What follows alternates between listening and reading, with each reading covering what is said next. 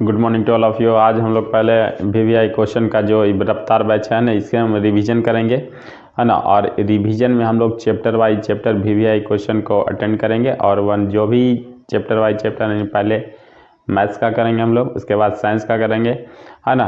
और कोशिश करेंगे कि जितना से जल्दी और टोटल चैप्टर जो है 1 बार में रिवीजन बैच में जो है ना, रिवीजन के तौर पर जो सारा चैप्टर आपको मिल जाए, सारा चैप्टर एज ए होल एक बार मिल जाए, ठीक है। तो हम 1 बाय 1 चलेंगे। पहले मैथ से हम लोग शुरू करेंगे और मैथ का जो पहला पार्ट है ना, मैथ का जो पहला पार्ट होगा वो आपका पहला लेसन है रियल नंबर का, तो रियल नंबर ही चलेगा, है ना। तो आइए हम लोग शुरू करते हैं। पहले जो रियल नंबर से शुरू करेंगे, है ना, तो और उसका 1 बाय 1 चलेगा। देखिए पहले रियल नंबर का कुछ थोड़ा सा बता देते हैं, है ना। रियल नंबर आपका रियल नंबर है, तो रियल नंबर को हम हिंदी में वास्तविक संख्या बोलते हैं, है ना। इसको हम हिंदी में क्या बोलते हैं? वास्तविक संख्या। ये तो आपका चैप्टर ही है, जैसा कि आप लोगों ने पढ़ा ही होगा, है ना।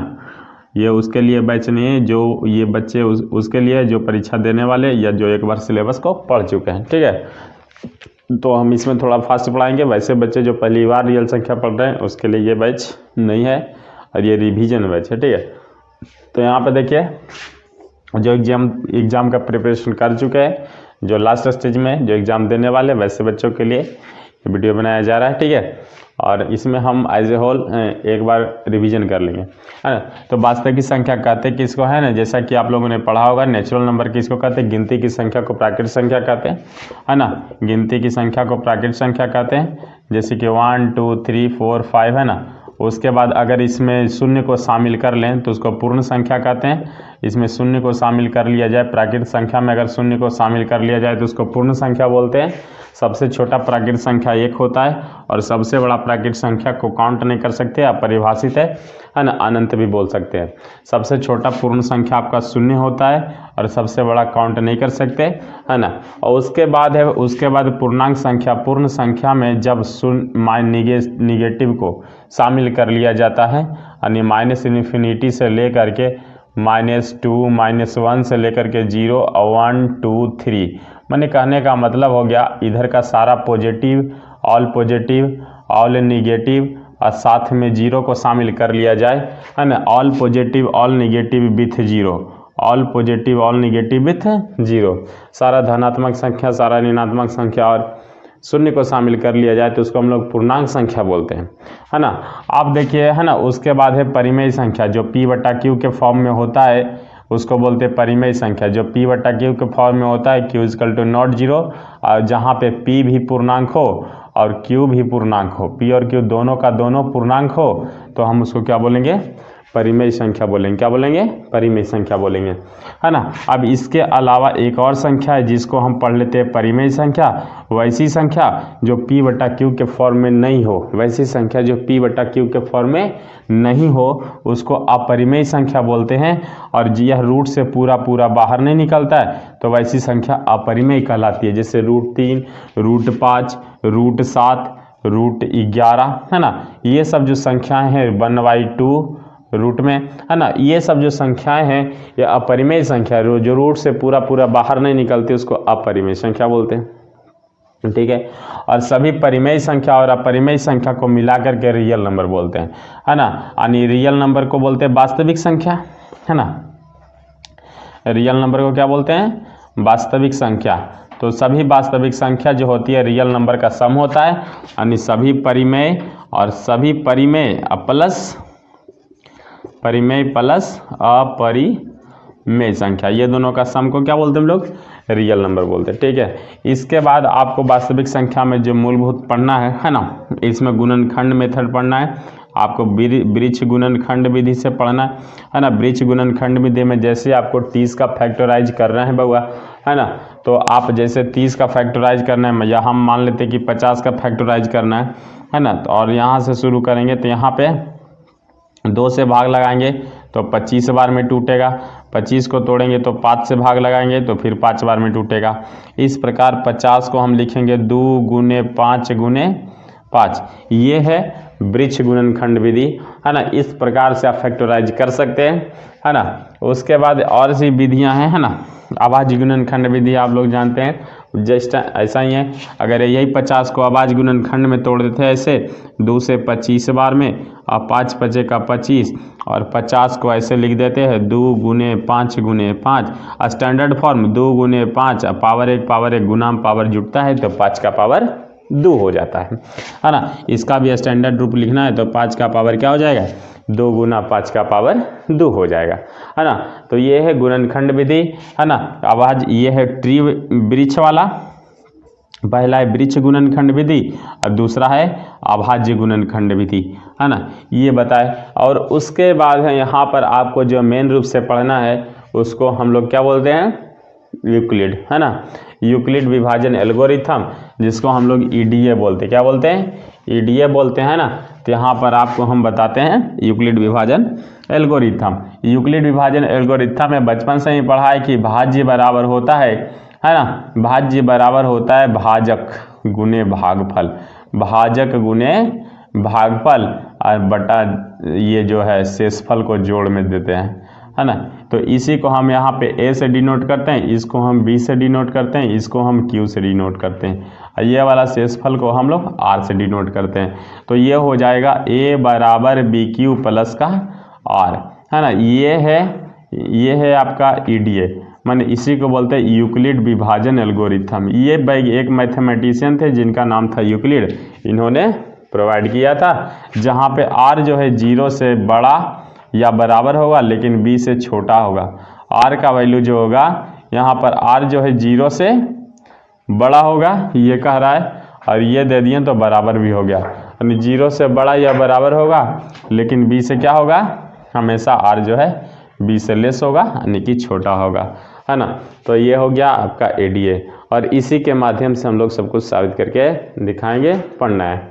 इसके साथ ही अभी और आपको पढ़ना है कि, है ना, इसमें आपको पढ़ना है अगर HCF और LCM निकालने के लिए, तो HCF और HCM निकालने के लिए आपको पढ़ना है फार्मूला। मान लेते हैं कोई प्रथम संख्या ये रहेगा, तो प्रथम संख्या को मान लेते हैं हम ऐसे कर देंगे, संकेत कर देंगे।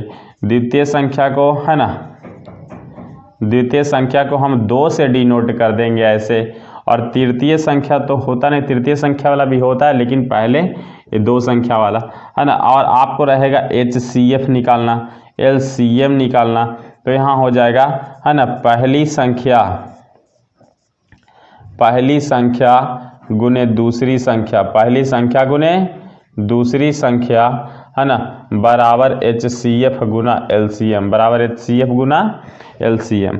अगर आपको पहली संख्या निकालना है, पहली संख्या दूसरी संख्या दिया हुआ रहेगा बाबा, है ना, तो पहली संख्या दूसरी संख्या का सीधा सीधा मल्टीप्लिकेशन कर देना है, तो पहली संख्या बराबर पहली संख्या को रहने देना है, और उधर जो लिखा हुआ है HCF गुना LCM दिया हुआ है बाबा, HCF गुना LCM, एक दूसरी संख्या इधर गुना में तो दूसरी संख्या इधर आके भागा में, ये हो जाएगा आपका दूसरी संख्या, है ना। इसी प्रकार से अगर आपको दूसरी संख्या ही निकालना है तो दूसरी संख्या निकालने के लिए HCF गुना LCM बटा पहली संख्या।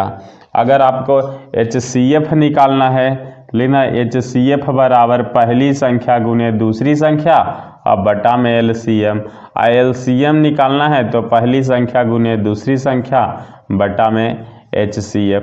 इस प्रकार से आपका ये फार्मूला, है ना, ये भी फार्मूला हो गया, ये भी फार्मूला हो गया। तो HCF LCM इस प्रकार से आप कैलकुलेट कर सकते हैं। अगर आपको बोला जाए, ठीक है, अगर आपको यहाँ पर बोला जाए कि एक लड़का या एक व्यक्ति एक मैदान को, एक व्यक्ति नहीं, है ना, मान लेते हैं कि 3 लड़का है या 3 धावक है, धावक माने जो दौड़ने वाला होता है, धावक, है ना।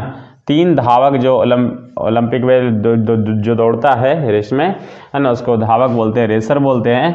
3 धावक जो है ना, एक वृत्ताकार मैदान है, इस वृत्ताकार मैदान पे एक साथ दौड़ना प्रारंभ करता है, एक स्टार्टिंग पॉइंट है ना, एक साथ यहाँ से दौड़ना क्या करता है, प्रारंभ करता है। और ये एक चक्कर को मान लेते हैं, एगो A कुमार है, एगो B कुमार है, एगो C कुमार है। मानते A Kumar, B Kumar, C Kumar है, जिसमें A कुमार को एक चक्कर पूरा करने में अगर 3 मिनट लगते हैं, बी कुमार को इसी फील्ड के चक्कर पूरा करने में 5 मिनट लगते हैं और सी कुमार को इस फील्ड के चक्कर पूरा करने में 6 मिनट लगते हैं। ठीक है, 6 मिनट लगते हैं या 8 मिनट लगते हैं या 7 मिनट दे देते, चलिए 7 मिनट मान लेते हैं कि लगते हैं। तो ए कुमार 3 मिनट में वही चक्कर पूरा कर रहा है, बी 5 मिनट में चक्कर पूरा कर रहा है, सी 7 मिनट में चक्कर पूरा कर रहा है।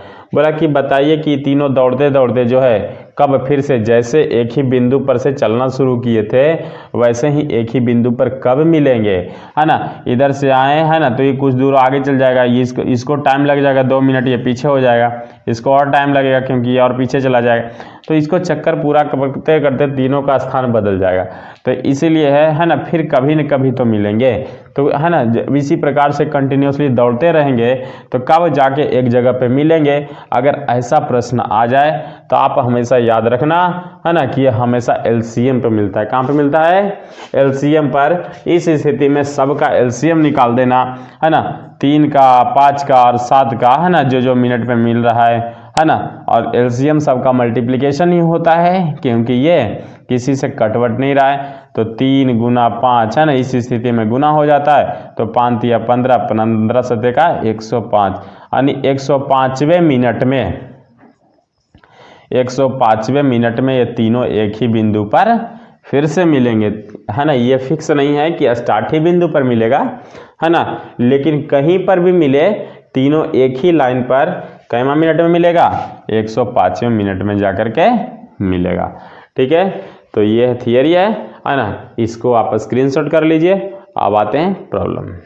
देखिए, आप देखिए आगे बढ़ा, है ना, कि यहाँ पर दिया हुआ प्रॉब्लम है ना, और यहाँ पे बोला है कि 135 और 225 है। 135 और 225 संख्या है, 2 को दिया हुआ है, इसका आपको HCF निकालना है। तो HCF निकालने के लिए आपको क्या करना पड़ेगा, है ना, इसमें आपको HCF निकालने के लिए अगर आप प्रॉपर नंबर चाहते हैं, पूरा का पूरा नंबर चाहते हैं, है ना, तो विधिवत लिखना पड़ेगा। तो विधिवत लिखने के लिए हम यहाँ पे जो दिया है पहले लिख देंगे। दिया है पहली संख्या 135, है ना, तो हम यहाँ पे लिख देंगे, है ना, दिया है पहली संख्या यहाँ पर दिया हुआ है 135 और दूसरी संख्या दिया हुआ है, यहाँ पे दूसरी संख्या कितना दिया, 225।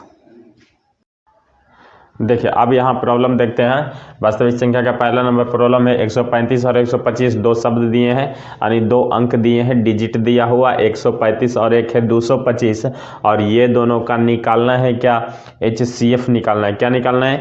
HCF निकालना है और तथा LCM भी निकालना है ना।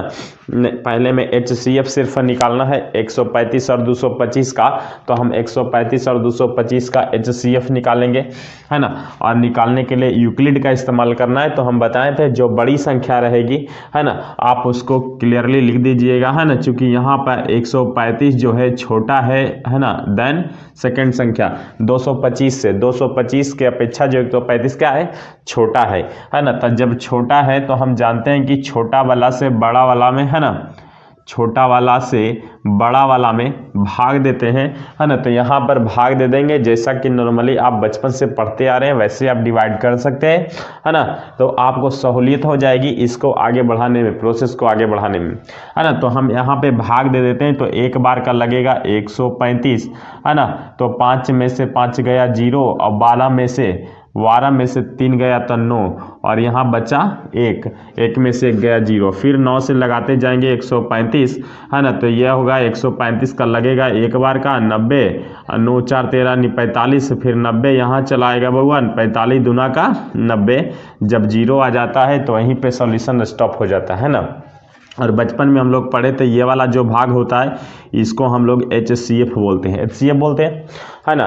तो अब इसको हम यूक्लिड विभाजन एल्गोरिथम में लिखेंगे, है ना। तो हम यहाँ पे लिखेंगे यूक्लिड विभाजन एल्गोरिथम से, यूक्लिड विभाजन एल्गोरिथम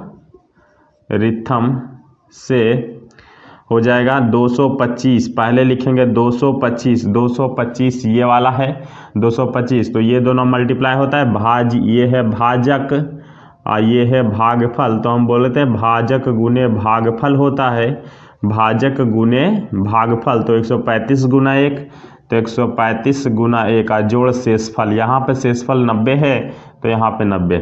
फिर अब दूसरा, ये एक स्टेप यहाँ से ख़त्म हुआ। अब दूसरा में 135 से भाज्य है, 135 से भाज्य लिख देंगे, 90 से भाग लगाएं, एक बार का लगा है तो 90 गुना 1 अजोड़ शेषफल जो यहाँ पे 45 है, तो यहाँ पे 45 हो गया। अब तीसरा स्टेप में आएंगे, है ना, तो 90 यहाँ पर हो गया भाजक, तो 90 यहाँ पे हम देखिए भाज्य दे दिए। अब भाजक यहाँ पे 45 है तो 2 बार में लगा है, तो 45 गुना 2 90 हो गया। अब प्लस शेषफल 0 आया तो यहाँ पर 0। जब शेषफल 0 आ जाता है वहीं पर क्या हो जाएगा, सॉल्यूशन स्टॉप हो जाएगा।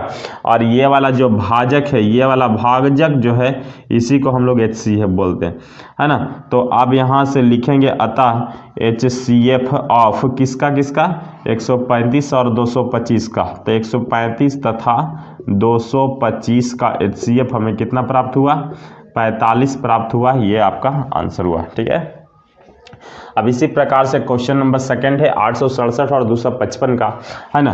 तो जो दिया हुआ है पूरा पूरा लिख देंगे बउआ। दिया हुआ है आपका पहली संख्या यहाँ पे दिया हुआ है, तो पहली संख्या यहाँ पे 867 लेते हैं और दूसरी संख्या यहाँ पर 255 है तो 255 ले लेंगे, है ना। अब यहाँ पे जानते हैं कि बड़ा छोटा कौन है, तो 867 ग्रेटर है 255 से, 255 से बड़ा है 867, ये लिख दिए, है ना। और फिर से वही, है ना, यहाँ पे रफ वर्क इधर कर लेंगे, है ना। रफ वर्क पेज वहाँ पे दिया हो रहा था तो साइड में कर लेंगे, आप सॉल्यूशन के सामने यहाँ पे नहीं कीजिएगा, है ना, इसके लिए आपको एक्स्ट्रा नंबर नहीं मिलेंगे, है ना। आप रफ वर्क में आप ये करिएगा, है ना। तो यहाँ से हम देखिए, है ना, 255 से हम क्या करेंगे, डिवाइड करेंगे 867 को, तो 255 को हम 2 बार लगाएंगे तो लगभग हो जाएगा 510, है ना, 510 हो जाएगा, है ना। 3 बार भी लग सकता है, 600 25 75 750 750 और 15, हाँ लग जाएगा 3 बार का, लगा दो। 5 या 15 का 5, बाकी का 1, 5 या 15 1, 16 का 6, है ना, बाकी का फिर 1, 3 दूना 6 1 7, 765, है ना। तो 7 में से 5 गया 2, 6 में से 6 गया 0 और यहाँ पर 8 102 बच गया, है ना। अब 102, अब ये वाला भाग फिर यहाँ से आएगा तो 255 यहाँ पे हो जाएगा, है ना। तो यहाँ पे लिख देंगे 255, 2 बार में लगेगा 204, तो 5 में से 4 गया 1, 5 में से 0 गया तो 5 रह जाएगा, ये 0 खत्म। और फिर 51 में 102 यहाँ चला आएगा, 51 दूना का 102, ये कट गया, यहाँ पे आ गया 0 0 हो गया, सॉल्यूशन रुक जाएगा, है ना। तो यहाँ पे हम लिख देंगे सबसे बड़ा ये डिजिट है ना, ये भाज्य हो गया, तो भाज्य को हम लिख देंगे, पहले लिखे ये यूक्लिड विभाजन है ये, तो हम यहाँ पे लगाएंगे यूक्लिड वाला नियम लगा रहे हैं, ईडीए बाई ईडीए लिख सकते हैं, है ना। तो यहाँ पे लिखे यूक्लिड विभाजन एल्गोरिथम से, पूरा लिखना पड़ेगा बाबा, अगर पूरा नंबर चाहिए तो, बात है जी क्लियर, है ना। यहाँ पे 867 बराबर हो जाएगा, 867 भाग दिए 255 से, मल्टीप्लाइड बाई 3, तो 255 गुना का 3 अब प्लस क्या हो जाएगा, शेषफल यहाँ पर 102 है तो शेषफल यहाँ पे 102 दे देंगे।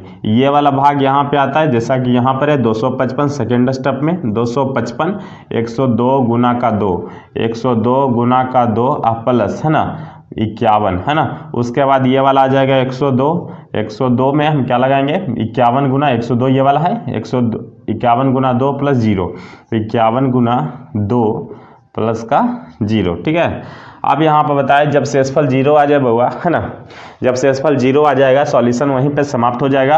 और ये वाला भाग जो हम स्क्वायर टेबल में डाल रहे हैं, स्क्वायर वाला बॉक्स में डाल रहे हैं, ये हमारा HCF हो जाता है। और यहाँ पर बताया था सबसे अंतिम जो भाजक होता है वही HCF होता है, ये वाला भाग HCF होता है ना। इसका मतलब ये HCF हो गया, तो हम इसको लिख देंगे लैंग्वेज में, अतः HCF जो प्राप्त हुआ किसका किसका, 867 का और 255 का, ये 51 प्राप्त हुआ, है ना। तो ये आपका 2 क्वेश्चन है ना, जिसका हमको HCF निकालना था और हमने निकाला। आप स्क्रीनशॉट करिए, ठीक है, स्क्रीनशॉट करिए, चलते हैं नेक्स्ट में। क्वेश्चन नंबर 2 बोल रहा है ना, क्वेश्चन नंबर दर्शाइए कि कोई भी धनात्मक विषम पूर्णांक, यहाँ पे लिख देते हैं दर्शाइए कि, है ना, दर्शाइए कि कोई भी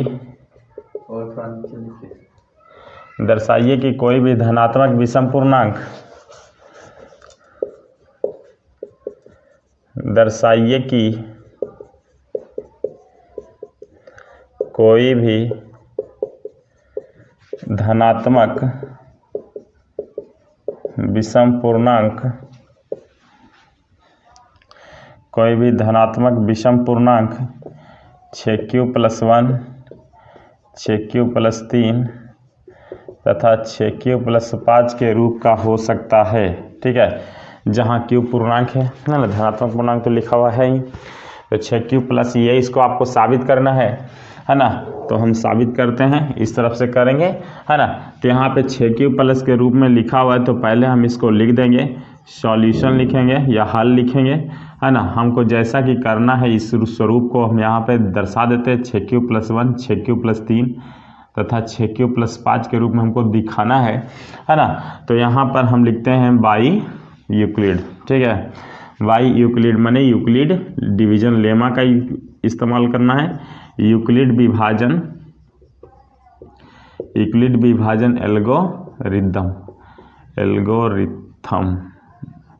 एल्गोरिथम से हम जानते हैं, है ना, कि a बराबर bq+r होता है, जहां r जो है 0 से बड़ा होगा, r 0 से बड़ा होगा, लेकिन यही r जो है b की अपेक्षा छोटा होगा। ठीक है, ये रिलेशन है। अब यहाँ पे देखते हैं ना, a के सामने देखिए b के सामने 6 है, q के सामने q है और ये r है ना। तो यहाँ पर हम लोग लिख देंगे, है ना, r जो है 0 से बड़ा होगा लेकिन b से छोटा होगा। तो r का मान हम दे देंगे, r का मान 0 से बड़ा या बराबर, है ना। अब b का मान है 6, है ना। तो इसका मतलब r का वैल्यू हो जाएगा 0 से बड़ा होगा, माने 0 नहीं होगा। 0 से बड़ा का मतलब हो गया 0 से बड़ा होगा r, लेकिन 0 नहीं होगा, 0 इसमें शामिल नहीं होगा, 1 होगा, 2 होगा। ठीक है, और 6 से तो 0 नहीं होगा, नहीं 1 होगा, 2 होगा, 3 होगा, 4 होगा, 5 होगा और 6 होगा। लेकिन यहाँ पर क्वेश्चन में आपका बोला है विषम, तो विषम जो 2 से नहीं कटता हो उसको विषम बोलते हैं। तो यहाँ पे 1 होगा, 3 होगा और ये 5 विषम संख्या है, तो केवल विषम संख्या के लिए हम यूज करेंगे, है ना। तो यहाँ पे हम लिख देंगे यदि r बराबर 1 हो, यदि r बराबर क्या होगा 1 होगा।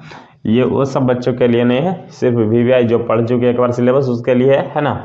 जो बच्चे अभी सिलेबस नहीं पढ़े हैं उन्हें देखें। ठीक है, r बराबर 1 है ना, क्योंकि उनको समझ में कम आएगा या नहीं आएगा, है ना। तो r बराबर 1 है ना, तो r बराबर 1 है, तो यहाँ पे हम लिख देंगे a बराबर bq+r होता है, b के जगह 6 है तो 6q r के जगह 1 होगा, इक्वेशन 1, है ना। यदि r बराबर 3 लेंगे, है ना, तो a बराबर bq+r है, तो b के जगह 6, r के जगह 3 लिए हैं तो 3, समीकरण 2। केवल विषम बोला था, विषम वाला केवल ले रहे हैं। यदि r बराबर 5 होगा तो a बराबर हो जाएगा bq+r, और b के जगह 6, q r के जगह 5, समीकरण 3 हो गया। हम इसलिए इसको लिख सकते हैं समीकरण 1, समीकरण 2 तथा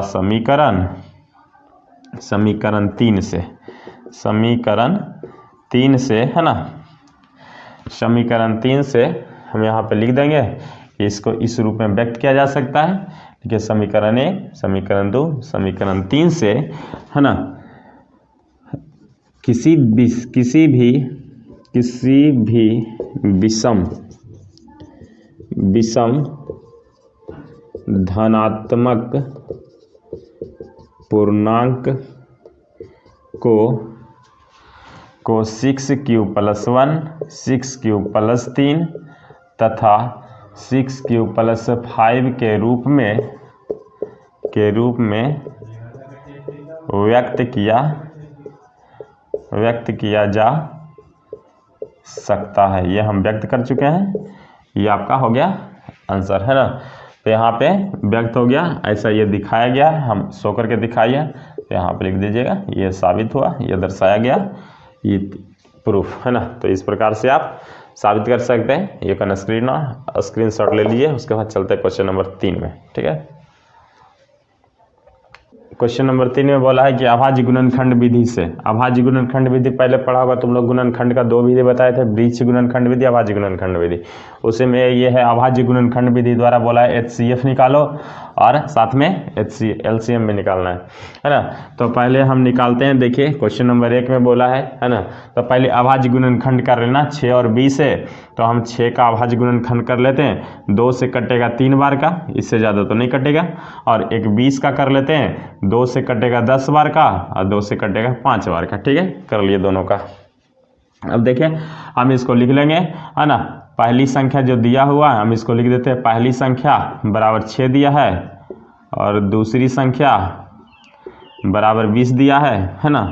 तो पहली संख्या का हम लिख देते हैं अभाज्य गुणनखंड, है ना। तो 6 बराबर क्या हो जाएगा, 2 गुना का 3 और 20 का हो जाएगा 2 गुना 2 गुना 5, तो 2 गुना 2 गुना 5, है ना। अब देखिए HCF पूछा है, तो HCF किसका किसका, तो 6 और 20 का, 6 और 20 का HCF यहाँ पर हो जाएगा, जो दोनों में मिलता है उसको एक बार लिखते हैं, तो ये हो गया HCF 2, है ना। अगर आपका LCM पूछा है 6 और 20 का, है ना, 6 और 20 का ये आपको LCM निकालना है, तो दोनों में जो मिल रहा है उसको एक बार लिखिए और जो नहीं मिल रहा उसको भी लिख दीजिए आप, है ना। तो 2 तिया का 6, 6 दूना 12, 12 पचे का 60, है ना। तो ये दोनों आपका क्या हो जाएगा आंसर, HCF के लिए अलग, LCM के लिए अलग, ठीक है ना। तो इस प्रकार से आप देखिए यहाँ पे है ना अभाज्य गुणनखंड से HCF और LCM निकालना है हुआ, है ना। तो यहाँ पे आज अभाज्य गुणनखंड बताए थे। अभाज्य गुणनखंड की 2 विधि होती है, एक अभाज्य गुणनखंड विधि और एक है विरिच गुणनखंड विधि। तो हम अभाज्य गुणनखंड विधि से बोला है, तो इसे निकालेंगे।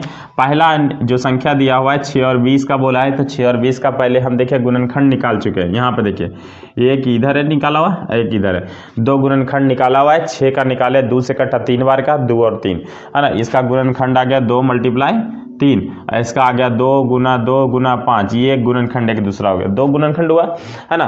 तो आप पहली संख्या 6 दिया हुआ है, तो 6 का हम गुणनखंड निकाल लेंगे। तो यहाँ पे निकला हुआ है 2 गुना 3 और यहाँ पे 20 का भी निकालना है, तो 20 का निकाल लेंगे 2 गुना 2 गुना का 5, है ना। अब देखिए HCF निकालना है 6 और 20 का, तो HCF निकल जाएगा, जो दोनों में मिलता है उसको HCF बोलते हैं, दोनों में मात्र 2 मिल रहा है इसलिए यहाँ पे HCF 2 हो गया, ठीक है। अब उसके बाद LCM देखिए, LCM 6 और 20 का निकाल रहे हैं, 6 और 20 का LCM है ना, दोनों में 2 मिल रहा है, लिख दो, जो नहीं मिल रहा है उसको भी छोड़ो मत, है ना, उसको भी लिख दो। 2 तिया का 6, 6 दूना 12, 12 पचे का 60, ये आपका LCM हो गया, है ना। तो ये पहला नंबर हो गया। इसी प्रकार से दूसरा बदान देखो, पहली संख्या हम लिख देते हैं, यहाँ पे पहली संख्या आपका दिया हुआ है 96 और दूसरी संख्या आपका दिया हुआ बाबा 404, है ना। तो अब इसका हम पहले इसको फैक्टराइज करेंगे, तो 96 का तोड़ दीजिए, 2 से तोड़ेंगे तो 4 दूना का 8, 8 दूना का 16, 2 से तोड़ेंगे 24 दूना का 48, 2 से तोड़ेंगे 12 दूना का 24, 2 से तोड़ेंगे 6 बार का, 2 से तोड़ेंगे 3 बार का, ये फैक्टराइज हुआ। एक 404 है तो हम इसको भी तोड़ देते हैं ना। तो 404 को तोड़िएगा, 2 से टूटेगा 202 बार में, 2 से टूटेगा 101 बार में, है ना। अब तो नहीं टूटेगा, है ना, तो अब नहीं टूटेगा तो छोड़ दो। 3 से टूटेगा, 3 तिया का 9, 1 नहीं, है ना, नहीं टूटेगा तो छोड़ दो। यहाँ से देखिए अब 96 को हम लिख रहे हैं, 96 का फैक्टराइज 2 गुना 2 गुना 2 गुना 2 गुना 2, 5 गो 2 है, 1 गो 2 गो 3 गो 5 गो 2 है, 1 गो 3, है ना। उसके बाद लिखेंगे 404 का, तो 404 का 2 गुने 2 गुने 101, तो 2 गुने 2 गुने 101। अब बोलेगा HCF निकालना है, तो HCF क्या हो जाए, दोनों मिलता है उसको HCF बोलते हैं। दोनों में ये देखिए एगो मिल रहा है, ये दूसरा 2 मिल रहा है, 2 गो 2 मिल रहा है, यानी 2 दूनी का 4 क्या हो गया, HCF हो गया। और LCM दोनों का निकालना है, तो दोनों में जो 2 मिल रहा है उसको तो लिखे ही, है ना, दोनों में मिल रहा है लिख दिए, एगो 2, दूसरा 2 भी मिल रहा है, ये भी लिख दिए। अब जो बचा हुआ है उसको भी मत छोड़िए, सबको लिखिए, 2 गुना 2 गुना 2 गुना 3, 2 गुना 2 गुना 2 गुना 3, और नीचे से बचा हुआ 101, 2 दूना 4, दूना 8, दूना 16, दूना 32, अब 32 दिया का 32 तिया 3 दूना 6, 3 तिया 9, 96, और 96 गुना 101 करेंगे, है ना, तो हो जाएगा 96 गुना 100 96, और 96 का 9600, यानी 96, ये आपका क्या हो गया, LCM हो जाएगा, है ना। आप देखिए थर्ड नंबर में बोला है ना, इसी प्रकार से हम इसको लिख देंगे, पहली संख्या बराबर 26 और यहाँ लिख देंगे दूसरी संख्या बराबर 91। अब इसी को फिर से फैक्टराइज करना पड़ेगा, 2 से कर लीजिए, 2 से कटेगा 13 बार का, 91 को काट लीजिए, है ना, कै बार में कटेगा 13, 13 91 बार का, है ना। तो यहाँ से हो जाएगा ये 26 को हम लिखेंगे 2 गुना का 13 और 91 को लिखेंगे 13 गुना का 7, है ना, 13 गुना का 7, है ना। आप दे देंगे HCF निकालना है, तो HCF किसका किसका निकालना है, 26 और 91 का। HCF निकालना है तो निकल जाएगा, दोनों में मिल रहा है उसको HCF बोलते हैं, तो 13 मिल रहा है, तो 13 HCF हो गया।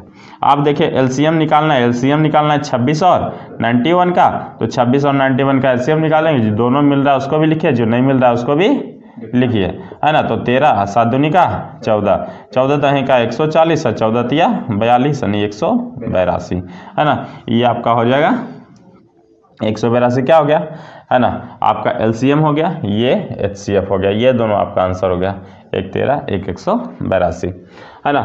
उसके बाद देखिए इसको तोड़ना है ना, तो इसको तोड़ना है तो पहली संख्या है तो वो लिख दीजिएगा, पहली संख्या, चूंकि पहली संख्या बराबर दिया हुआ है 510 और दूसरी संख्या बराबर दिया हुआ है 92, है ना। तो जब इसको हम फैक्टराइज करेंगे तो 510 को पहले आप तोड़ लो, 510 को इस प्रकार से तोड़ना, 2 से तोड़ेंगे, 2 दूना का 4, एक बार बचेगा, 1 बचेगा, 2 बचे का 10, 1 बचेगा, 2 बचे का 10, है ना। 5 से टूटेगा, 5 बचे 25, 1 इकाई 1, और फिर टूटेगा 3 से, है ना, तो 17 तिया का 51, है ना। उसके बाद देखिए यहाँ पर 92 है तो 92 को फिर से तोड़ूंगा, 2 से टूटेगा, 4 दूना का 8, 6 दूना का 12, है ना, 2 से टूटेगा, 23 दूना का 46, है ना। अब यहाँ पे जो पहली संख्या है 510, तो 510 का फैक्टराइज हो गया 2 गुना 5 गुना 3 गुना का 17, और एक है जो 92 को तोड़िए बाबा, तो तोड़े तो यहाँ पे आया 2 गुना 2 गुना 23, तो 2 गुना 2 गुना 23 लिख दिए।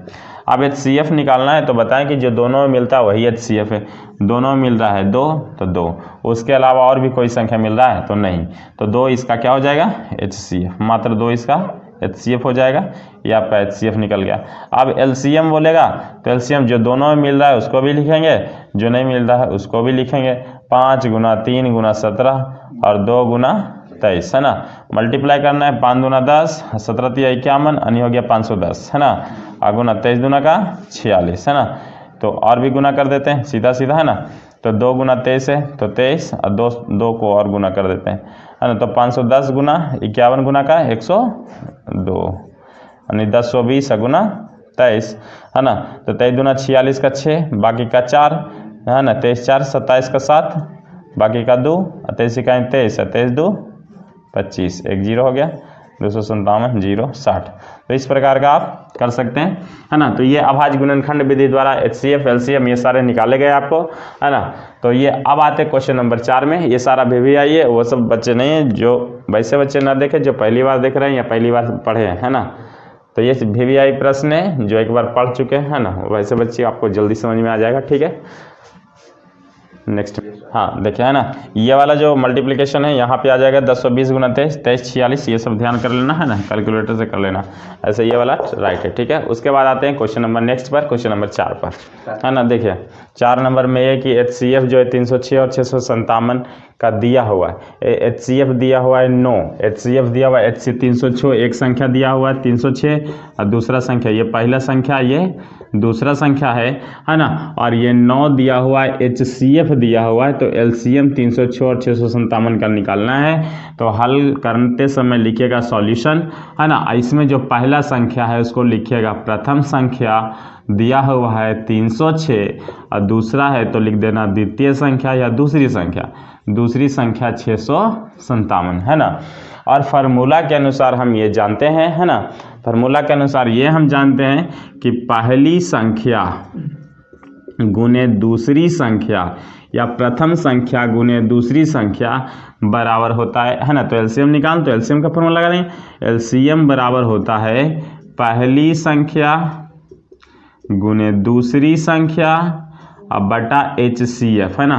तो पहली संख्या के लिए 306, दूसरी संख्या के लिए 657, अब HCF दिया हुआ है 9, है ना, तो 9 तो हो गया, LCM निकल जाएगा, ये 9 से काट दो, 9 तिया का 27, 2 बचेगा, है ना, 9 तिया 27, है ना, 3 बचेगा और 9 चौ 36, तो 34 गुना 657 कर लेंगे, तो यहाँ पे बगल में मल्टीप्लाई कर लेते हैं बउआ, है ना। तो 7 चौ 28 काट, बाकी का 2, 5 चौ 20, बाकी 2 22, 24 और 24 2 26, 7 21 का 1, है ना, 5 15 1 16, बाकी का 1, 6 तिया 18 1 19, 8 3 12 का 2 बाकी का 1 और 19 2 21, 21 1 22, यानी हो जाएगा 2 2 2 3 8। ये आपका हो गया एलसीएम। तो याद रखना पहली संख्या गुने दूसरी संख्या बटा एलसीएम बराबर एलसीएम एचसीएफ, है ना। एचसीएफ निकालना रहेगा एलसीएम भागा में, एलसीएम निकालना रहेगा एचसीएफ भागा में। पहली संख्या निकालना रहेगा तो एलसीएम गुना एचसीएफ बटा दूसरी संख्या निकालना रहेगा एलसीएम गुना एचसीएफ बटा पहली संख्या, है ना। तो ये फार्मूला याद रखना, है ना, इसी पर निकलेगा, है ना। तो आप देखिए दूसरा नंबर ये है, यहाँ पर 5वां नंबर में आते हैं, 4 नंबर हो गया, है ना। 5वां नंबर में बोल रहा है सिद्ध करे, ये वाला वेरी वेरी इंपॉर्टेंट एकदम, है ना, 100% इंपॉर्टेंट, बहुत ही ज़्यादा पूछेगा, या तो आपको ऑब्जेक्टिव में पूछे और सब्जेक्टिव में भी पूछने के चांसेस के ज़्यादा है। तो √3 एक अपरिमेय संख्या है, ये आपको साबित करना है ना। तो बोला आप परिमेय साबित करना है तो उसके लिए पहले इसको क्या मानना पड़ेगा, परिमेय, है ना। तो यहाँ पर मान लेते हैं, माना कि √3 एक, उल्टा मानते हैं, एक परिमेय संख्या है।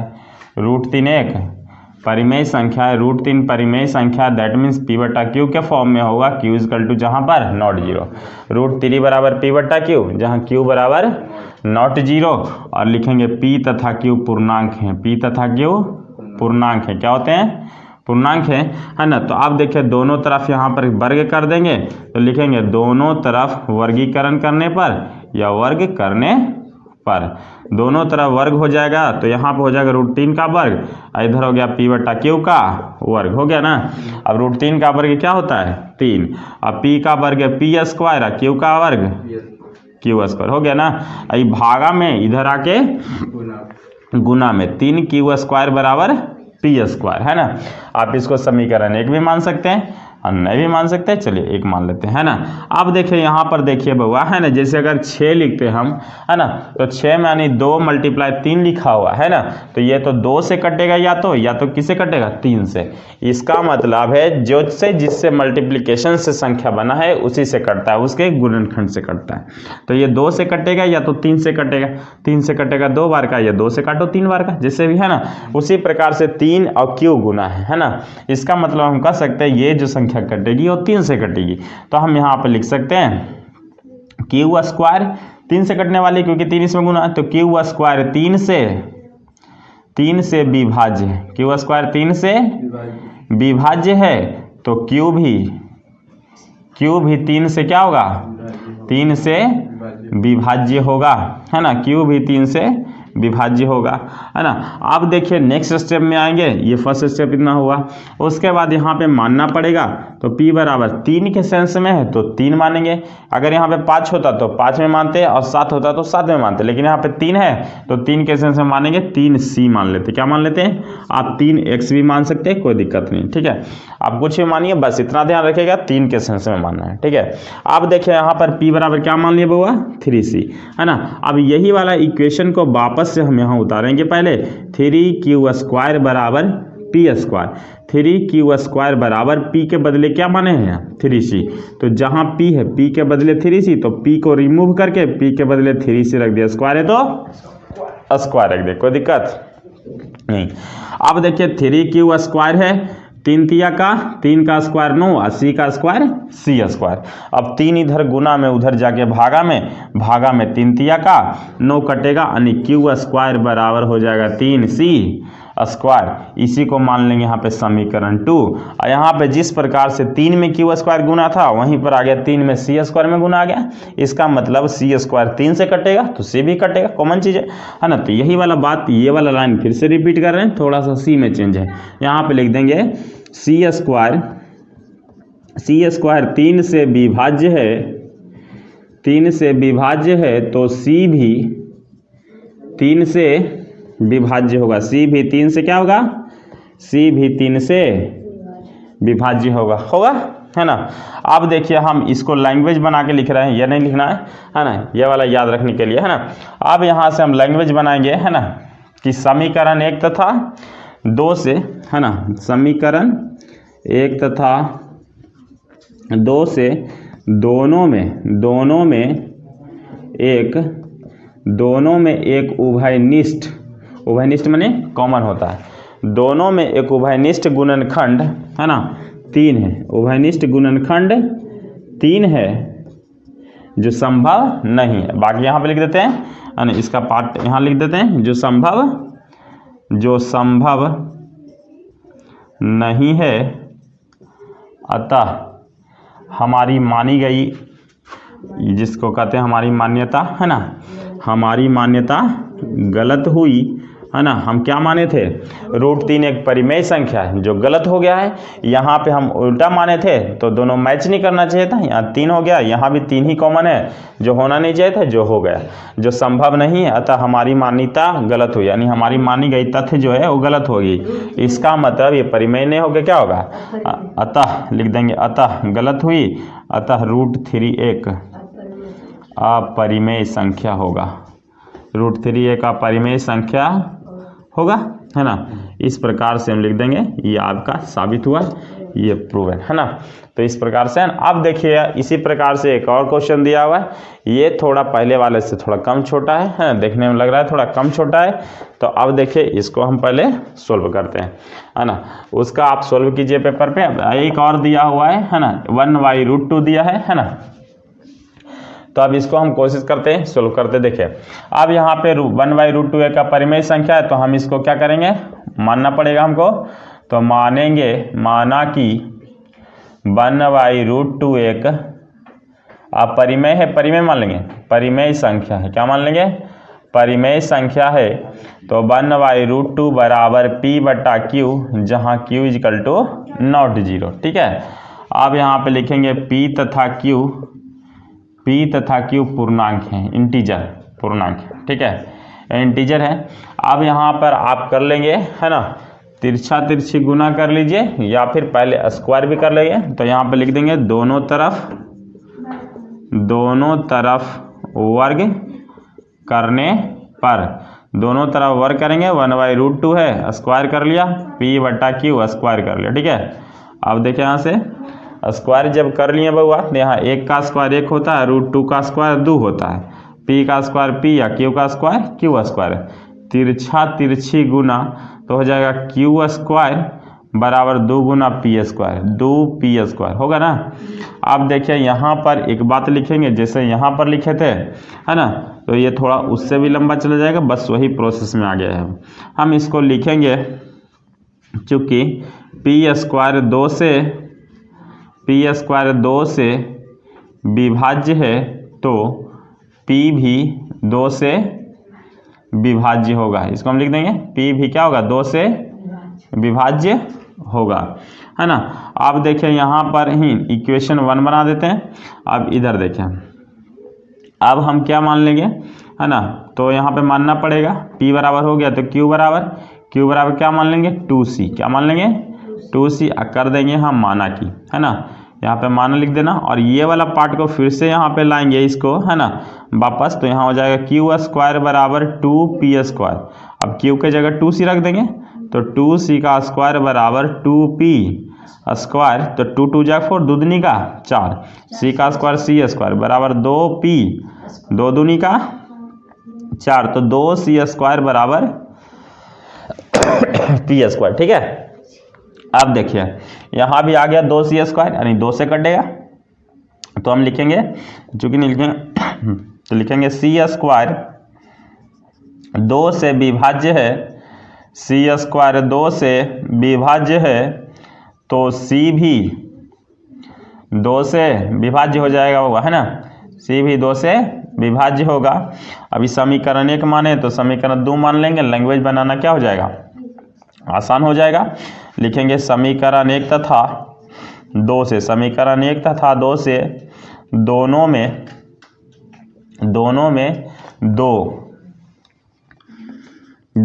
दो उभयनिष्ठ गुणनखंड है, दोनों में 2 उभयनिष्ठ गुणनखंड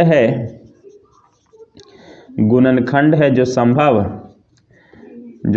नहीं है, अतः हमारी मान्यता क्या हुई, जो संभव नहीं है, अतः हमारी मान्यता गलत हुई, नहीं है, अतः हमारी मान्यता गलत हुई, अतः 1/√2 √2 एक अपरिमेय होगा, हम परिमेय माने थे, अपरिमेय संख्या होगा। ठीक है, तो ये इस प्रकार से ये आपका साबित हुआ है ना। तो इस प्रकार से आप साबित कर सकते हैं। ये ले लीजिए आपका स्क्रीनशॉट, आप उतारते जाइए, हम प्रीफर करेंगे, लेकिन आपको लास्टली में स्क्रीनशॉट ले लीजिए। ठीक है, देखिए अब क्वेश्चन नंबर आगे में है ना, आप देखते हैं इसमें साबित करना ए बी हम बताए हैं ना साबित करने वाला। आप देखते हैं सी नंबर में बोला है साबित करें कि 3 + 2 √5 एक अपरिमेय संख्या है। थोड़ा अलग प्रकार से मानना तो वैसे ही पड़ेगा जैसे पहले मानते आ रहे थे। तो लिखेंगे माना कि 3 + 2 √5 एक परिमेय संख्या। अपरिमेय साबित करना है तो परिमेय मान लेंगे हम, है ना। तो परिमेय संख्या है तो है ना, तो 3 + 2 √5 बराबर लिख देंगे P/Q, जहाँ पे Q = नॉट 0 और P तथा Q पूर्णांक होंगे। P तथा Q क्या होंगे? पूर्णांक हैं, है ना, होंगे जो भी यहाँ पे, है ना। तो यहाँ पे हम लिख देंगे। अब उसके बाद क्या करेंगे, ये प्लस वाले को उधर लेके जाएंगे। तो यहाँ पे हो जाएगा, है ना, ये प्लस में, उधर जाके माइनस में, तो हो जाएगा 2 √5 बराबर P/Q, ये प्लस में इधर आके माइनस में। तो ये संख्या रूट के साथ है तो यहाँ पे लिख देंगे, चूंकि है ना 2 √5, 2 एक परिमेय संख्या, √5 एक अपरिमेय संख्या। परिमेय अपरिमेय के साथ जब गुना होता है तो अपरिमेय संख्या होता है। यानी 2 √5 यहाँ पे क्या है, एक अपरिमेय संख्या है। हम लिख देंगे 2 √5 एक अपरिमेय संख्या है और P/Q ये परिमेय में से परिमेय घटा है तो ये परिमेय संख्या ही रहेगा, है ना। तो ये परिमेय संख्या है। ठीक है, अब उसके बाद इसी को हम यहाँ लिख देंगे 2 √5 बराबर P/Q -3। अगर आपका पूरा मार्क्स चाहिए तो पूरा लिखना। ठीक है, अब 2 √5 एक अपरिमेय संख्या तो हम इसको लिख रहे हैं, इसके सामने लिख देते हैं ये एक अपरिमेय संख्या है, तो ये हो गया अपरिमेय संख्या बराबर, ये एक परिमेय है तो हम इसको लिख देंगे परिमेय संख्या। और लिख दें यहाँ पर, जैसे कि यहाँ पे बाबू देख लो, यहाँ पे लिखा हुआ है परिमेय संख्या अपरिमेय संख्या के बराबर है। तो परिमेय संख्या अपरिमेय संख्या के बराबर है तो बराबर न हो गया, तो ये पॉसिबल नहीं है। ऐसा पॉसिबल है तो हम लिखे यह संभव नहीं है, यह संभव नहीं है, यह संभव नहीं है, अतः हमारी मान्यता गलत हुई। हमारी मान्यता गलत हो गई या हुई, मान्यता गलत हुई। क्या है, 2 प्लस है ना, 3 प्लस है तो 3, अतः हमारी मान्यता गलत हुई, अतः 3 + 2 √5 एक अपरिमेय संख्या होगा, एक अपरिमेय संख्या होगा। यह हो गया सत्यापित या साबित, यह इति सिद्धम, जो भी लिख दीजिए, आपका साबित हुआ, है ना। इस प्रकार से आप साबित करते जाना, है ना। एक और है ना, थोड़ा अलग प्रकार का है। देखिए 7 √5 है और प्लस वाला था, है ना। 2 + 3 √5 भी हो सकता है ना। ये 3 + 2 √5 है ना। इसी प्रकार से कर लेना, है ना। यहाँ पे अब फिर से करना पड़ेगा। चलते हैं, माना कि 7 √5 एक परिमेय संख्या है, माना कि 7 √5 एक परिमेय संख्या है, तो हो जाएगा 7 √5 बराबर P/Q, जहाँ Q = नॉट 0 और P तथा Q क्या हो जाएंगे, पूर्णांक हो जाएंगे। P तथा Q पूर्णांक होंगे, है ना। ये वैसे बच्चों के लिए है जो एक बार सिलेबस खत्म कर चुके हैं, है ना। तो है ना, उसके बाद देखिए स्क्वायर रूट बोथ साइड, है ना, कर सकते हैं। ये 7 इधर गुना में, उधर जाके भागा में, इधर बच जाएगा √5 बराबर P/7Q, है ना।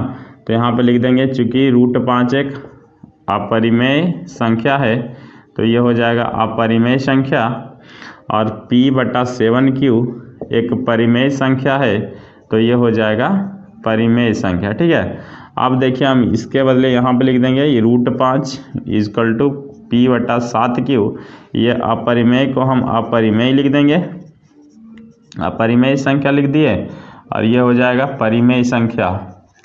ये परिमेय संख्या, परिमेय और अपरिमेय दोनों एक दूसरे के बराबर, ये कभी पॉसिबल ही नहीं। परिमेय संख्या अपरिमेय संख्या कभी बराबर नहीं हो सकती, ये पॉसिबल नहीं है। लिखिए, यह संभव नहीं है, परिमेय बराबर अपरिमेय जो संभव नहीं है,